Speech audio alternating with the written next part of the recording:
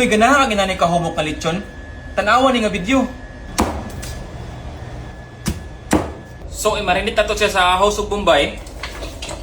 Lemon juice.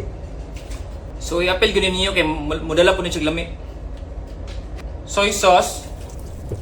Oyster sauce. Maggi seasoning or nor liquid seasoning. Optional, ketchup manis. Crushed black pepper. Lian Pirins. Secret weapon or powder. So ang diskarte yan, i-imo isod ang lemon o ang mga lamas para mas mulami siya. So ato lang siyang i-marinate overnight para lamig siya.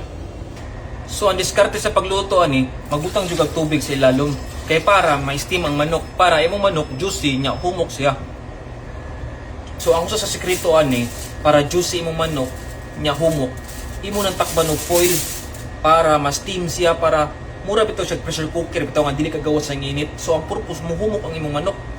So dapat ana, pinibutang nimo dapat duha ka buok nga foil kay para dili gid kagawas ang init, kay usa ra man gud musingaw gid siya.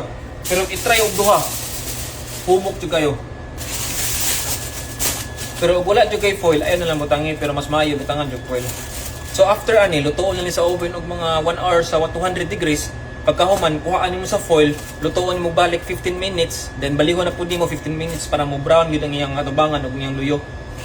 So after 1 hour, mao na ni siya. Ato na siya ibalik sa oven og mga 10 to 15 minutes nga mo brown na siya, tapos balihon na pud nimo, tapos ibalik na pud nimo sa oven para makuha nimo ang nindot nga color sa lechon. Na ako'y bagong nga link, kusog mo paldo na sa comment section.